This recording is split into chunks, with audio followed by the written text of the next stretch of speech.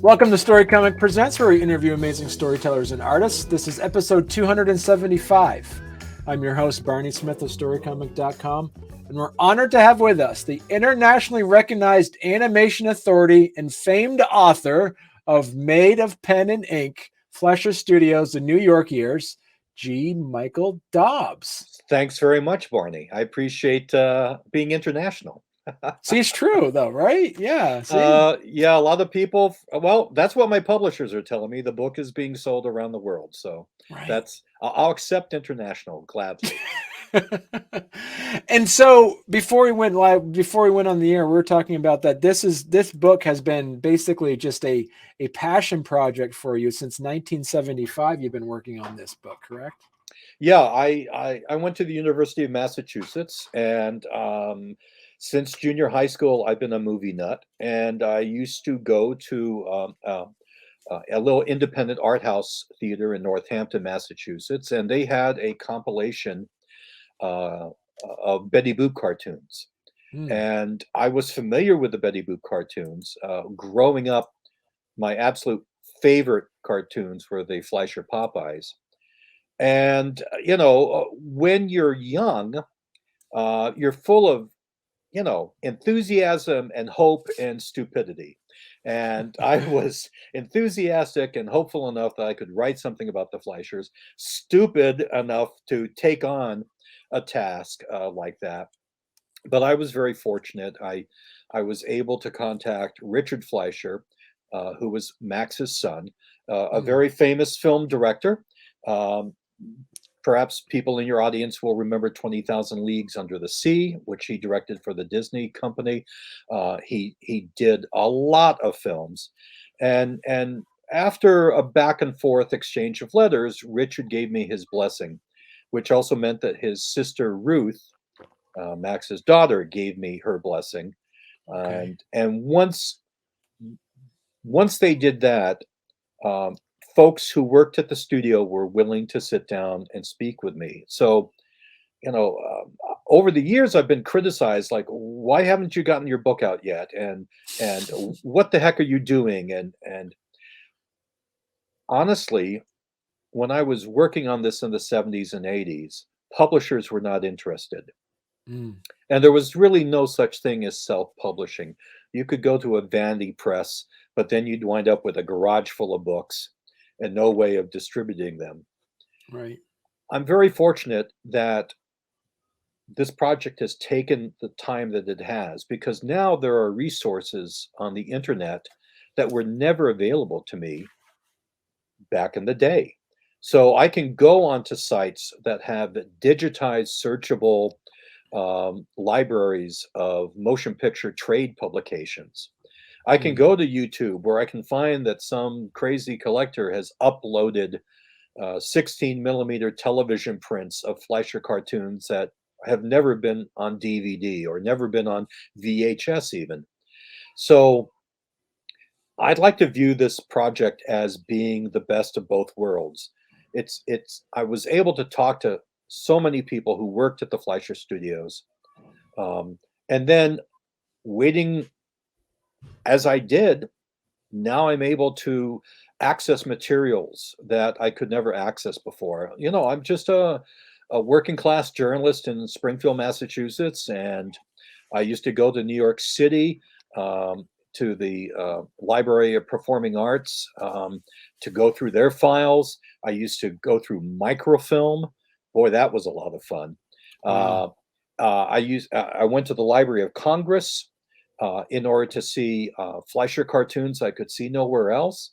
The point I'm trying to make is that the internet really made this possible, and the self-publishing revolution really made this possible as well. So it's been, it's my that's my fifth book. I've written other books, owned a magazine about animation. I've done other things, but and I just retired from 22 years as the executive editor for the what is now the largest print media outlet in our part of the state. So I'm glad it's out. I'm working on the second volume. It will be done, I would say, by the end of the summer.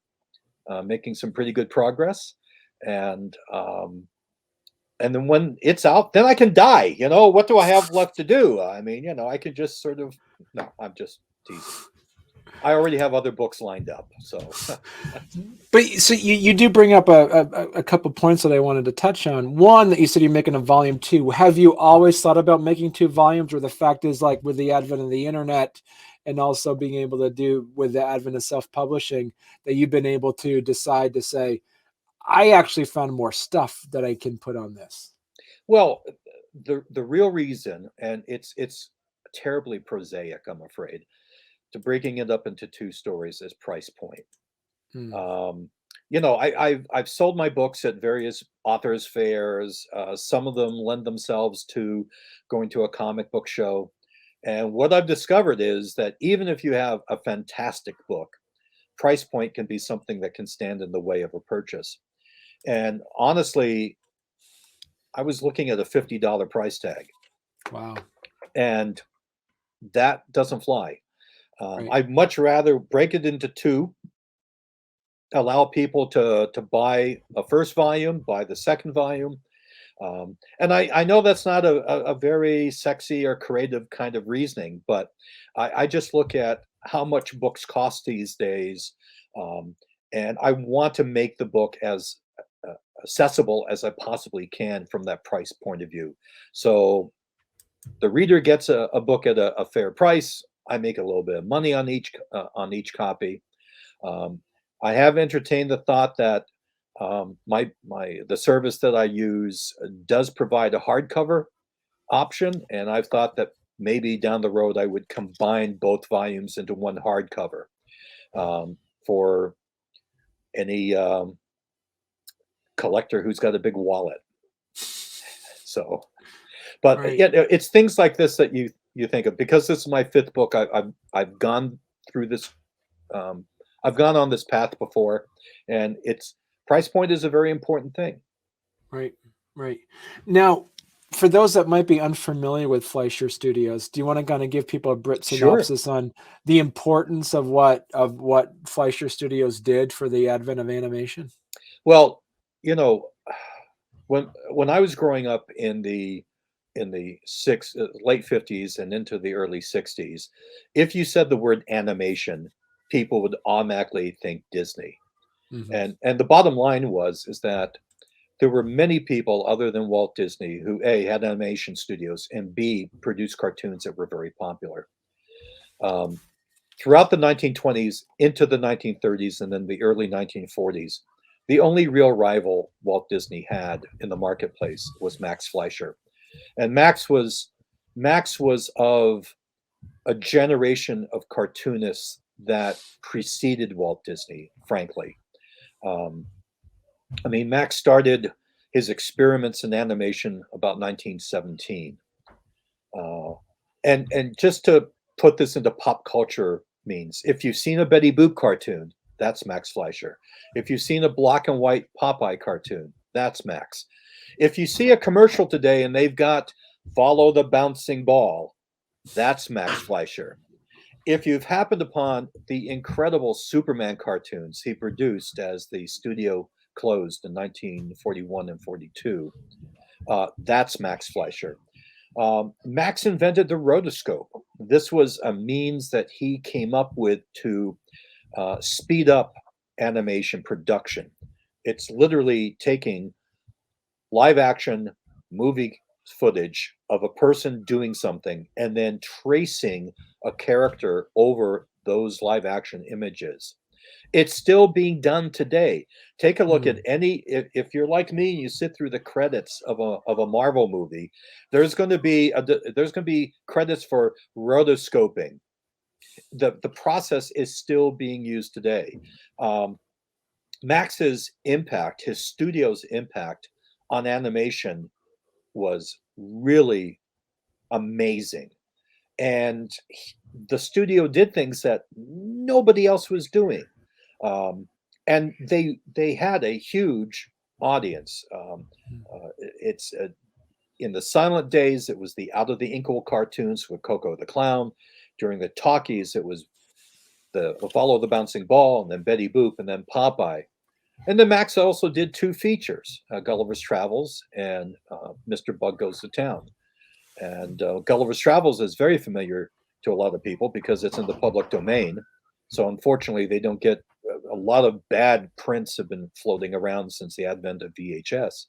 Mr. Bug, which is available to see on YouTube, but unfortunately not on home media like a DVD or Blu-ray, is a absolutely wonderful film, and in many ways is the culmination of the themes, the styles, the types of topics that you would find in Fleischer cartoons.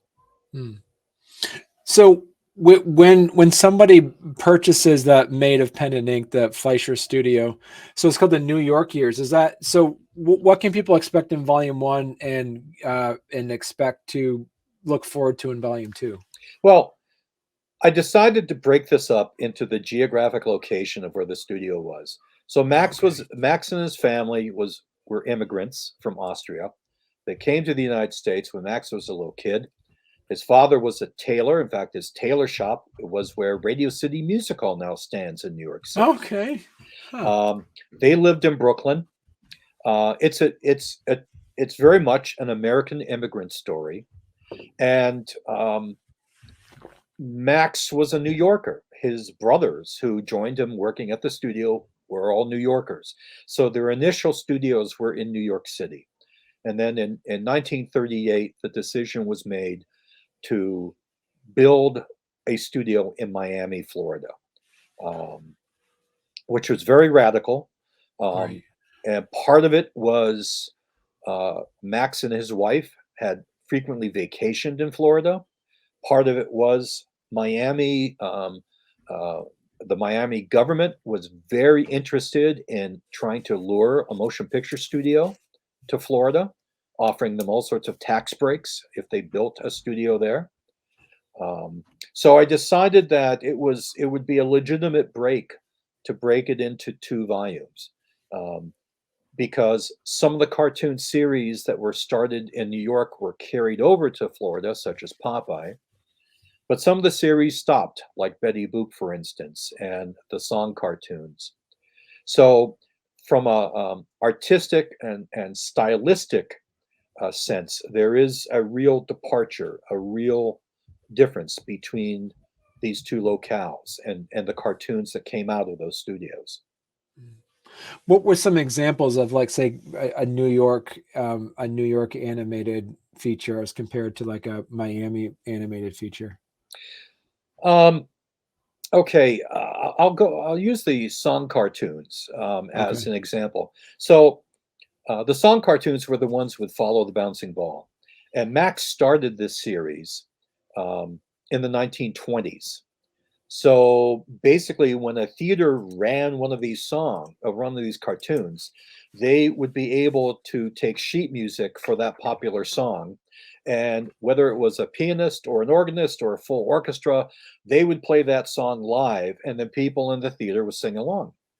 Hmm. Come the sound revolution, Max redubbed it to screen songs rather than song cartoons. And here he was sitting in New York City.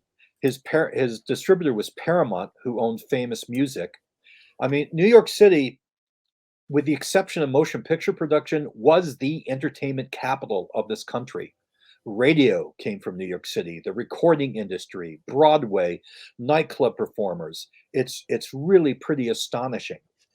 And Max and his staff, his brother Lou was very much into music. His brother Dave was very much into music. They came up with this idea: why don't we have a popular performer perform the song that is in the cartoon? So this is where you get the Mills Brothers, Cab Calloway, Ethel Merman, Lillian Roth, Arthur Tracy, Don Redman and his orchestra, Louis Armstrong and his orchestra, all appearing live as part of these cartoons. This is an example of a New York cartoon. They didn't do that in Miami. Tastes in entertainment and animation had changed. Tastes in the movie industry has changed. But that's a good example of what they were doing in New York. They were all New Yorkers. They were in this entertainment capital. And it's like, Mm. oh, geez, Cab Calloway's got this hit song called Minnie the Moocher. Let's do a cartoon. Let's hire him to come into the studio, and we shoot him, and then we shoot him dancing. So now we can do him. We can rotoscope a character based on his well-known dance movements. So Right. that's a good example of one of their New York productions. Okay. And so when you actually sat down and as you're working on your research, what thing did you discover that actually surprised you as you're doing some of your research? Well, I think the very first thing that surprised me was nearly every Fleischer cartoon has the credit line of directed by Dave Fleischer.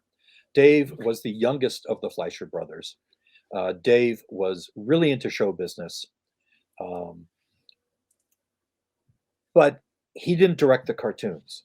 Huh. So if you look at like Warner Brothers, for instance, and you look at Chuck Jones, and you look at a guy like Tex Avery and Bob Clampett and Robert McKimson and Friz Freeling, these were all guys who were called directors, and they headed up a unit. They worked with a group of writers. They would help design characters. They would approve the design of characters if done by somebody else. They would work with the animators about how this cartoon should look, what they're expecting the characters to do. It's just like directing a live action motion picture in many ways. The director was the person who was basically ultimately in charge of that production. At Fleischer's, you had a completely different setup. So basically, usually on credits, they'll say Dave's name, and then they'll have one or two animators. And those guys were the head animators. And usually the guy whose name was first was the actual director, actually doing that direction kind of work. Um, Dave was a gag man. He would contribute gags. Uh, Dave was into music. He liked getting involved with the score of the pictures. He was also into directing the voices, so the voice actors. So people like Jack Mercer, who did Popeye from 1934 into his death in 1984. People like Mae Questel, she was the predominant voice for Betty Boop, and then she did Olive Oil. Um, she was working at the studio till about 1938. So he would work with directing them. But he was not a director in the sense of how we think of a director should be. Um, Myron Waldman, who was one of the head animators and indeed a director, said that Dave would go by everyone's desk toward the end of the workday to flip their pages to see what they had animated. So they would have the sheets of paper. The animation drawings would be done in pencil. You get them in order, and you literally flip them like a flip book. And so Dave would flip them. What did you do? And this irritated Myron. So Dave came up to him, and he grabbed the pile of papers and flipped them, and they were blank. So Dave says, well, what the heck have you been doing all day, Myron? He says, hey, that's tomorrow's work. So Dave was doing those kinds of things. But that was the first major thing I learned, was he was credited as a director, but that credit line bothered a whole group of people for many, many years. So he wasn't really a director in that sense. I sort of view him as a line producer. It's like in the motion picture, the guy in the producing staff who is there in the trenches, making sure everything is done. Mm. Now, because you mentioned earlier that when people think about animation from like the 30s and 40s, they'll think of Disney. Was there a relationship that Fleischer had with Disney, or did they have any interactions with each other or anything? Disney paid attention to Fleischer, and Fleischer paid attention to Disney. In the 1920s, Max's Out of the Inkwell cartoons were extremely popular. And I suggest to anyone listening or watching this podcast to go on YouTube and just Google Coco the Clown Out of the Inkwell cartoons, because they're extremely inventive shorts. And basically the premise was Max would film himself as the creator of Coco. He'd draw Coco on the drawing board. That would be animated, and then he and Coco would interact. And they had the worst father and son relationship one could possibly imagine. It's more like Frankenstein and his creation. That's what this really was. There are lots of pranks, a lot of stuff going on. Really inventive, very popular. Disney's first successful cartoon series was called Alice in Cartoonland. So, Yes. so he filmed a live action little girl and then superimposed her into a cartoon land. He took the format of Out of the Inkwell and flipped it. Hmm. So they were very aware of one another. Disney poached animators from Fleischer. Okay. Um, and later on, Fleischer would poach animators from Disney. I mean, they went back and forth on this stuff. There is a story that's going to be in the second book that I'm reluctant to tell right now because I have to do a little bit. I trust the source that gave it to me, but as an old school journalist, I like to double check things. Right. And it is a story about Max and Walt. I can tell you that officially they met in the 1950s, mid 50s, when Max's son Richard was directing 20,000 Leagues Under the Sea for Walt Disney. Right. Yep. And in fact, Richard says in his memoir that he called his dad for permission. He says, you know, I'm getting the opportunity to direct this, which was then the largest budgeted live action film that Disney had produced to that point. And Max's response was, well, go ahead, of course, charge him as much money that you can for the directing job, you know. So, and then Max came out while Richard was working on the lot, and there was a reunion with a number of people who had worked for Max who were now working for Walt. So, you know, they were competitors, and some of the verbiage between the two of them were probably not very complimentary. They were definitely competitors, but they did two radically different kinds of animation, and they had radically different ideas about what to do with animation. And so, really, they competed in the marketplace, but really, when you look at their work today, you can see the differences, and you can see why audiences liked both of them. Right. Now, we mentioned before, as you said, that you actually wrote some books before this as well. Yes. Some of them almost, that as you mentioned in a previous interview that I saw on YouTube, that like you've kind of, did some segues and kind of went on and did some other books while working on this, Yes. 45-year passion project of doing this book. One of them was called Escape, Yep. which is about the cartoon from the 90s. Do you want to talk to us a little bit about that one? Sure. In 1992, I bought, along with a business partner, a magazine called Animato. And Animato had been in business for a while. The guy who owned it owed money at the printers. We made a deal with him. We retired that printing debt. And Animato was a magazine designed for animation fans. From 1992 to 1997, we did it. And after the business partnership was dissolved, what I did is I started another magazine, but there were changes in the marketplace, and I had to put it down after 2 issues. But I had all this material, and I realized that it told a story about how people thought cartoons were for kids, especially when I was growing up. Right. And it had all changed. And it had changed because of The Simpsons. It had changed also because there was Nick Cartoons and Cartoon Network. And Nickelodeon was owned by Viacom, which also owned MTV. So Nickelodeon was commissioning these cartoon series that were creator driven. The creators of the cartoons were basically in charge of running these shows.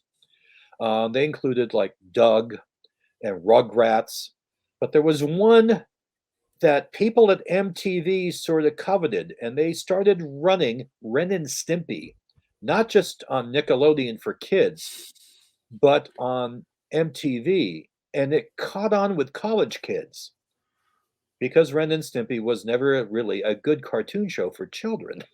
Right. It really wasn't. It's a fabulously funny show, but not one for kids. So Was that what? Bashki? Was that a Bashki? No, That wasn't that No. was John Crick-Falusi was the guy Okay. behind that. Okay. So what I did with a lot of these Animato interviews I had done with these creators and with these voice actors and all these people is then put it together in a book that tells this story about how suddenly there was this boom in animation, and it was for adults, and it was also creator driven. Hmm. So um, so yeah, you mentioned Ralph Bakshi. There's an interview in the book with Ralph.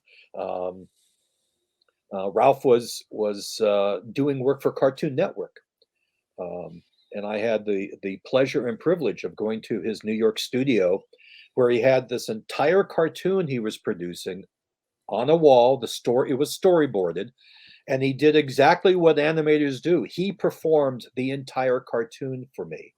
He'd point, okay, so in this frame, the guy says this, and Ralph did voices, he did sound effects, he did the entire 7-minute cartoon for me. Right. So that book really tells this story about this transition, and then MTV started producing animated shows on its own. They produced like Liquid Television and Aeon Flux, and shows like this, the Grunt Brothers. They definitely went into this. So the success of The Simpsons, and then the success of putting Ren and Stimpy over to MTV, spurred this incredible renaissance of creator-driven animation. Hmm. Um, And would you consider now like animation not a genre but a medium now because of that? that's a really good question. Um, I think the problem is that Hollywood wants to put everything in boxes. They want to Hmm. classify everything. So with animation, they're still more entrenched with the idea that this is something for kids. Hmm. Um, Slowly but surely, I think they've been recognizing that yes, this is something that a filmmaker could use for adult purposes to tell an adult story. Hmm. And also, I mean, the new Spider-Man Across the Spider-Verse has just been released. You Right. know, it's earning a lot of money, and that lot of money isn't just coming from kids, and it's just not coming from Spider-Man fans. It's coming from the general public. You know, um, what comic book movies has taught Hollywood is a good story is a good story is a good story, and it's Hmm. going to attract an audience that may not have spent their youth reading comic books to recognize this, and they may not have spent their youth watching old animation. So um, I don't think we're quite at the level where you could have a director. Although James Cameron basically has done this with the Avatar films. Right. I don't Yeah. view Avatar as a live action movie. The first Avatar movie, I really didn't view it as a live action movie. It was an animated movie with live action inserts of particular scenes. And the second Avatar movie is an animated film, Right. um, designed at a mixed market. It's designed for adults and older kids. So you need more guys like James Cameron saying, "Hey, I got this story. I want to tell this in animation as opposed to live action," to really cross that barrier that you've described. And you'd actually mentioned too that could also be the spiritual successor to the Out of the Inkwell cartoons, where with Avatar is because it kind of merges live action and animation at the Right. same time. Yeah, absolutely. Absolutely. And so if Max Fleischer was if he was alive today, what would he be thinking about the animation field right now? Oh God, that's a good question. Um, I mean, Max. Hmm. So Max was still professionally active, doing things in the 1950s. And around 1960, a former Fleischer Studios employee, a guy named Hal Seeger, successfully convinced Max to do a television version of Coco the Clown. Um, and Myron Waldman was the director for it. Seeger produced it. Max had a financial agreement with it and blessed the project. I know Myron was really disappointed that they couldn't do the kind of animation that they had done previously, because this was now limited animation. And Hanna-Barbera, who had been at MGM and produced Tom and Jerry cartoons and were Academy Award winners, realized that when theatrical animation was done, they could go to TV, but they had to radically change their style. They had to change the style to limited animation. And I know when they did the Cocos for TV, they could not do the full animation that had been done before. I think Max, who died in 1972, I mean, the last years of his life, if he saw any animation, it was either limited stuff on TV or it was Disney features. And I don't know how he would have felt. I mean, I think he would have probably been disappointed. Disappointed that the ability to do almost anything in animation, which is what he proved, that era was over. Today people have a completely different attitude toward animation, especially with the advent of CGI. I don't know about you, but I go to these movies and they're supposedly live action movies, and yet a good 70% of the film is being generated by animators on a computer. Right. It's so, Max might have been really thrilled by that, to be perfectly frank. I think he might have looked at that because Max was into technology. He was an IT kind of guy before IT was even thought of. He was constantly tinkering with inventions, trying to come up with different ways to make animation better, to make it different. So he might have really embraced CGI for the potential that it has. And who would you say now, like animators of today, who would be considered like more like the spiritual successors of Fleischer right now? Well, that's a really interesting question now, and I'll tell you why. In the 1950s, the floodgates were open when it came to animation. TV stations. All right, kids, let me tell you how it used to be back in the old days.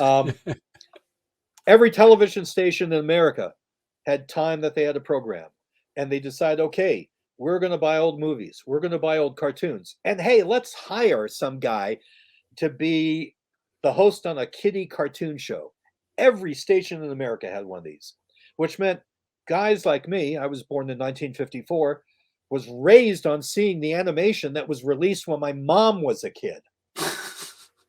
So that means that there was a lot of guys in my boomer generation that grew up watching Max Fleischer cartoons, Warner Brothers cartoons, MGM cartoons. But what they didn't see was Disney, because Disney did not release his shorts to TV. He didn't want to do that, wasn't interested in it. He created the Mickey Mouse Club, which was his TV show that he put on, which was extremely successful. But it was a live action show pretty much. So you had a whole generation of people watching basically everything but Disney. So when you talk to people today, they're going to reference Betty Boop and Popeye. They're going to reference the Superman cartoons, which were hugely influential. They're going to talk about these things because that's what they saw as kids, and that's what influenced them. Like Paul Dini, when he created the first animated Batman series that came out in the 90s, which is a real high point, by the way. in television animation. He's very upfront about it. He said, I looked at the Fleischer Superman cartoons. I wanted that same kind of style that they had. I wanted that Art Deco kind of look. He was very specific about that. Well, geez, if you turn on Netflix today, there's the Cuphead show. And the Cuphead show is a Max Fleischer cartoon. They do everything to reference Fleischer, then saying this is Fleischer. I watch them, and you can see the references. You can see even character design. So here's a show that's on Netflix that's based on a video game, and it's all about Fleischer.